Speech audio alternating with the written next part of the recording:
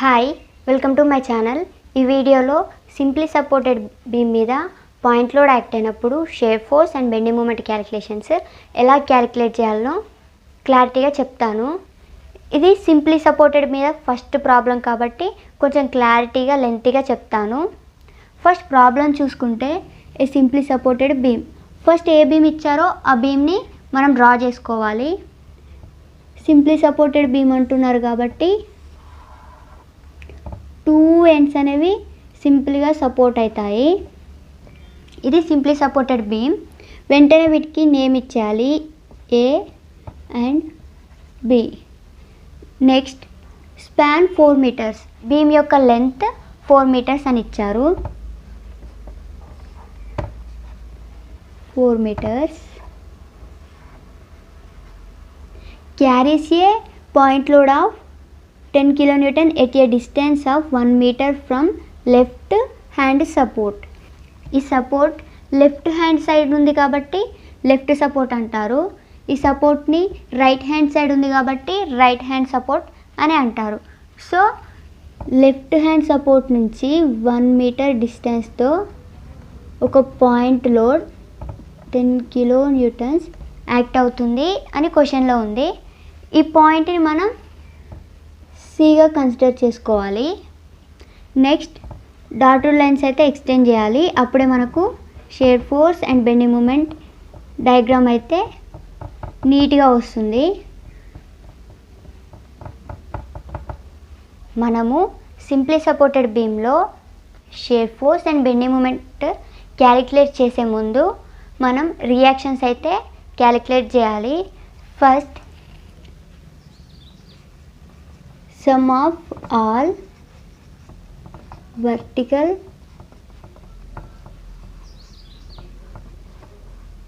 forces equal to 0.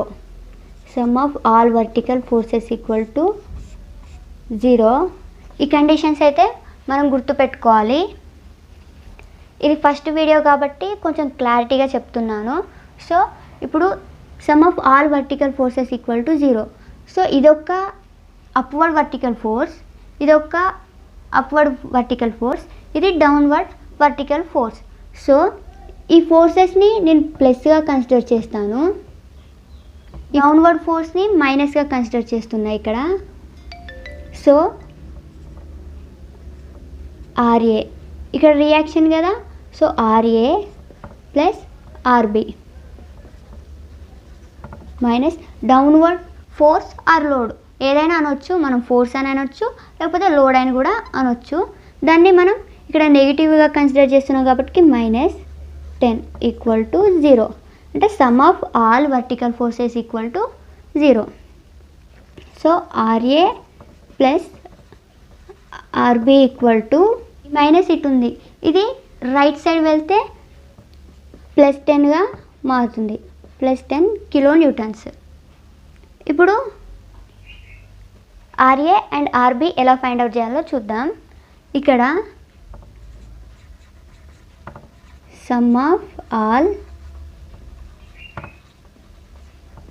Moments equal to 0. అంటే sum of all moments equal to 0. ఇది కూడా మనం గుర్తుపెట్టుకోవాల్సి ఉంటుంది. ఇది ఎలా యూజ్ అవుతుందో చూద్దాం ఇప్పుడు. So first taking moment about ఏ,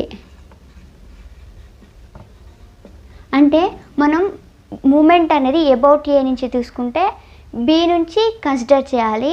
ఇక్కడ టేకింగ్ మూమెంట్ అబౌట్ బి అని అనుకుంటే ఏ నుంచి కన్సిడర్ చేయాలి. ఎలా చేసినా మనకు ఆర్ఏ అండ్ ఆర్బి ఈక్వల్గా వస్తాయి. సో ఇప్పుడు మనం టేకింగ్ మూమెంట్ అబౌట్ ఏ అన్నాం కాబట్టి ఆర్బి నుంచి కన్సిడర్ చేయాల్సి ఉంటుంది. So RB into total length 4 meter, downward లోడ్ని మైనస్గా తీసుకున్నాగా, సో ఇక్కడ -10 ఇంటూ ఎంత డిస్టెన్స్ యాక్ట్ అవుతుంది, 1 meter distance. So 1 meter distance equal to 0. All moments equal to 0. ఇప్పుడు 4RB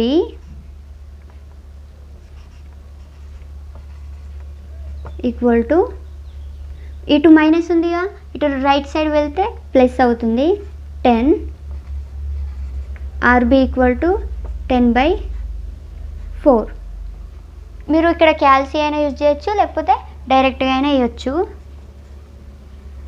2.5. మనకు RB ఎంత వచ్చింది? 2.5. So RA plus RB value ఎంత వచ్చింది మనకి ఇక్కడ? 2.5. So 2.5 equal to 10. RA equal to 10 minus 2.5, that is equal to 7.5 RA.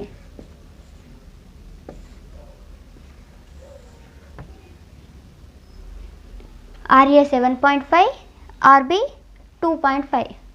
So RB ఎంత వచ్చింది ఇక్కడ? 2.5, RA 7.5. ఇవన్నీ అయితే నేను రబ్ చేస్తున్నాను, ఎందుకంటే ఇప్పుడు shear force and bending moment క్యాలిక్యులేషన్స్కి బోర్డ్ అయితే సరిపోదు, అందుకే ఇవన్నీ నేను రబ్ చేస్తున్నా. ఇప్పుడు షేర్ ఫోర్స్ క్యాలిక్యులేషన్స్ చూసుకుంటే, shear force at P right equal to 0. ఇక్కడ మనం బి లెఫ్ట్ బి రైట్, అలానే C left C right, A left A రైట్గా తీసుకుంటేనే షేర్ ఫోర్స్ డయాగ్రామ్ అనేది క్లారిటీగా వస్తుంది. డైరెక్ట్ బి డైరెక్ట్ సి ఇట్లా తీసుకుంటే మనకు క్లారిటీగా రాదు, కన్ఫ్యూజ్ కూడా అవుతాము. సో బి రైట్, ఇక్కడ బి రైట్ సైడ్ ఏమైనా లోడ్స్ ఉన్నాయా అంటే లేవు. So direct B right equal to 0. Shear force at B left equal to B left, అంటే బి లెఫ్ట్ దగ్గర ఇక్కడ వరకు మనం కన్సిడర్ చేయాల్సి ఉంటుంది బి లెఫ్ట్లో. సో ఒక అప్వర్డ్ లోడ్ అయితే యాక్ట్ అవుతుంది. ఆ అప్వర్డ్ లోడ్ వాల్యూ ఎంత? 2.5. So 2.5. Next shear force at C right is equal to C right, అంటే సి ముందు వరకు ఏ లోడ్స్ యాక్ట్ అవుతున్నాయి అని. సి ముందు వరకు కూడా ఒక అప్వర్డ్ లోడ్ మాత్రమే యాక్ట్ అవుతుంది. So 2.5. Next shear force at C left is equal to C left వరకు ఏ లోడ్స్ యాక్ట్ అవుతున్నాయో చూసుకోవాలి. సో అప్వర్డ్ లోడ్ ఒకటి యాక్ట్ అవుతుంది అండ్ డౌన్వర్డ్ లోడ్ కూడా యాక్ట్ అవుతుంది. అప్వర్డ్ లోడ్ని మనం ప్లస్గా తీసుకుంటాము, డౌన్వర్డ్ లోడ్ని మైనస్గా తీసుకుంటామని చెప్పానుగా. So -10, that is equal to -7.5. Next shear force at A right, అక్కడ ఏ రైట్ వరకు కూడా సేమ్ లోడ్స్ అయితే యాక్ట్ అవుతున్నాయి. సో -7.5. ఇప్పుడు shear force at A left, right వరకు -7.5 యాక్ట్ అవుతుంది. సో లెఫ్ట్లో ఇంకొక అప్వర్డ్ లోడ్ అయితే మనకు యాక్ట్ అవుతుంది ఏ దగ్గర. సో అప్వర్డ్ లోడ్ని మనం ప్లస్గా తీసుకుంటాం కాబట్టి 7.5 ఈజ్ ఈక్వల్ టు 0. ఇది షేర్ ఫోర్స్ యొక్క క్యాలిక్యులేషన్. ఇప్పుడు షేర్ ఫోర్స్ డయాగ్రామ్ క్యాలిక్యులేట్ చేద్దాం. ఫస్ట్ బేస్ లైన్ అయితే డ్రా చేసుకోవాలి. ఈ బేస్ లైన్ పైన వాల్యూస్ అన్నీ ప్లస్, బేస్ లైన్ కింద ఉన్న వాల్యూస్ అన్నీ మైనస్. ఇది మనం గుర్తుపెట్టుకోవాలి. ఇప్పుడు shear force at B right 0, ఇక్కడ బి కదా, సో ఇక్కడ 0. Shear force at B left 2.5.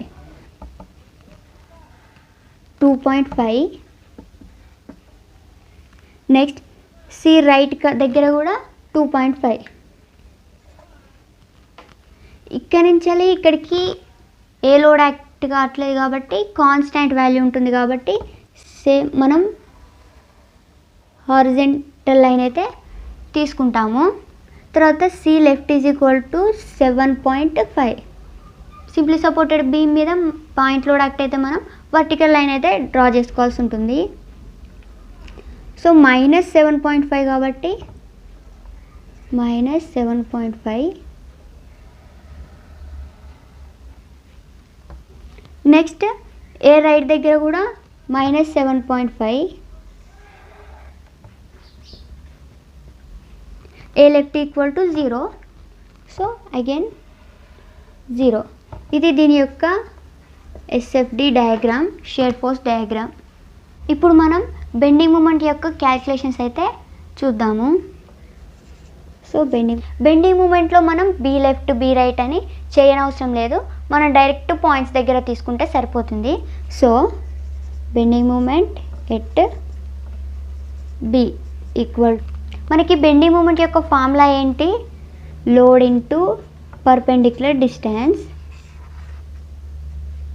So okay, ఇక్కడ ఒక అప్వర్డ్ లోడ్ అయితే బి దగ్గర యాక్ట్ అవుతుంది 2.5, కానీ డిస్టెన్స్ అయితే ఏం లేదు, బి దగ్గర ఏ డిస్టెన్స్ లేదు కాబట్టి మనం 0 డిస్టెన్స్ కన్సిడర్ చేస్తాము. సో 2.5 ఇంటూ 0 0, డైరెక్ట్ కూడా 0 అని వేయచ్చు, ఇది క్యాలిక్యులేట్ చేయని అవసరం లేదు. Direct bending moment at B equal to 0. ఎందుకంటే బెండింగ్ మూమెంట్ అనేది సింప్లీ సపోర్టెడ్ బీమ్లో సపోర్ట్స్ దగ్గర 0 ఉంటుంది, and bending moment at A equal to కూడా 0నే. అది మనం క్యాలిక్యులేట్ చేసి కూడా ప్రూవ్ చేసుకోవచ్చు. Next bending moment at C equal to C ముందు వరకు ఏ లోడ్స్ ఎంతెంత డిస్టెన్స్ తోటి యాక్ట్ అవుతున్నాయి అని చూసుకోవాలి. సో ఇక్కడ ఆర్బి లోడు 4 మీటర్స్ నుంచి 1 మీటర్ పోతే 3 మీటర్స్ ఉంటుంది బీమ్. ఇంకా సో ఆర్బి ఇంటూ 3 అనే ఒక్క డిస్టెన్స్ మాత్రమే సి ముందు వరకు యాక్ట్ అవుతుంది, మనం సి ముందు వరకు మాత్రమే తీసుకోవాలి. So RB into 3 2.5 into 3 7.5 kilo newton metre. వీటికి కిలో న్యూటన్స్ అని ఇవ్వాలి. షియర్ ఫోర్స్ యొక్క యూనిట్స్ ఏంటి? Kilo newton. ఇక్కడ నేను మర్చిపోయాను, మీరు ఎగ్జామ్లో మర్చిపోయినట్లయితే మీకు మార్క్స్ తక్కువ వేస్తారు, ఎందుకంటే ప్రతిసారి మనం ప్రతి స్టెప్కి కిలో న్యూటన్స్ అనేది మెన్షన్ చేయాలి. So kilo newton. Bending moment యొక్క యూనిట్స్ ఏంటి అంటే kilo newton metres. 7.5 kilo newton metres వచ్చింది మనకి. ఇక్కడ మనం +7.5 అయితే వచ్చింది. అదే మనం క్యాంటిలివర్ బీమ్లో మనం మైనస్గా తీసుకున్నాం. ఏ సింప్లీ సపోర్టెడ్ బీమ్కైనా బెండింగ్ మూమెంట్ డయాగ్రామ్ అనేది పాజిటివ్లోనే వస్తుంది. ఎందుకంటే ఇప్పుడు ఫర్ ఎగ్జాంపుల్ ఒక సింప్లీ సపోర్టెడ్ బీమ్ తీసుకొని లోడ్ యాక్ట్ అవుతుంది, బీమ్ ఎలా డిఫ్లెక్ట్ అవుతుంది? ఇలా. సో ఇదేంటిది మనకి సాగింగ్ కదా, సాగింగ్ని ఎప్పుడు మనం పాజిటివ్నే తీసుకుంటాము. సో ఇక్కడ మనం పాజిటివ్ తీసుకోవడానికి గల కారణం అది. అదే క్యాంటిలివర్ బీమ్లో అయితే నెగిటివ్ తీసుకుంటాము, హాగింగ్లో డిఫ్లెక్షన్ చెందుతుంది కాబట్టి మనం నెగిటివ్ తీసుకుంటాము. కొందరు ఎలా చేస్తారంటే ఇక్కడ నెగిటివ్ తీసుకొని ప్రాబ్లం చేస్తారు. సో వాళ్ళకి బెండింగ్ మూమెంట్ అనేది బేస్ లైన్ పైన రావాల్సింది కింద వస్తుంది, అప్పుడు వాళ్ళకి మార్క్స్ అనేవి పడవు, రాంగ్ అవుతుంది. సో చూసుకోండి ఎందుకు పాజిటివ్ ఎందుకు నెగిటివ్ అనేది నేను క్లారిటీగా shear force and bending moment డెఫినేషన్స్తో చెప్పినప్పుడు చెప్పాను, అండ్ ఇప్పుడు కూడా చెప్పాను.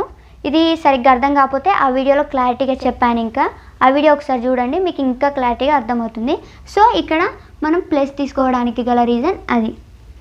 And bending moment at A equal to, so A వరకు ఏ లోడ్స్ ఎంతెంత డిస్టెన్స్తో యాక్ట్ అయ్యాయో చూద్దాం. ఆర్బి ఇంటూ 4 అంటే ఆర్బి అంటే 2.5 కదా, 2.5 ఇంటూ 4 మైనస్ డౌన్వర్డ్ లోడ్ని మనం ఇక్కడ మైనస్ తీసుకున్నాం కాబట్టి -10 ఇంటూ 1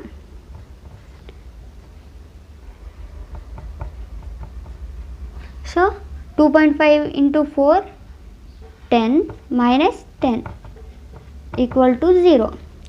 చెప్పానుగా బెండింగ్ మూమెంట్ అనేది సపోజ్ దగ్గర 0 ఉంటుంది. అది మనం క్యాలిక్యులేట్ చేసైనా 0 వేయచ్చు, లేకపోతే మనం డైరెక్ట్గా 0 వేసినా కూడా పెద్ద ప్రాబ్లం ఏమి ఉండదు. సో ఇప్పుడు బెండింగ్ మూమెంట్ యొక్క డయాగ్రామ్ డ్రా చేద్దాము.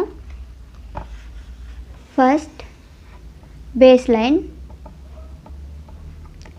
పైన వాల్యూస్ అన్నీ ప్లస్, కింద వాల్యూస్ అన్నీ మైనస్ తీసుకోవాలి. So bending moment at B దగ్గర 0, ఇక్కడ 0 and bending moment at C దగ్గర ప్లస్ 7.5 కిలోన్యూటన్ మీటర్. సో ఇక్కడ 7.5 kilonewton metre.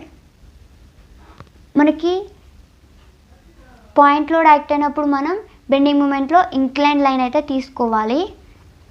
So incline line అయితే డ్రా చేస్తున్నా and bending moment at A equal to 0 again. So ఇక్కడ కూడా 0 కాబట్టి ఇది దీని యొక్క బిఎండి డయాగ్రామ్. ఏమైనా డౌట్స్ ఉంటే కింద కామెంట్ చేయండి.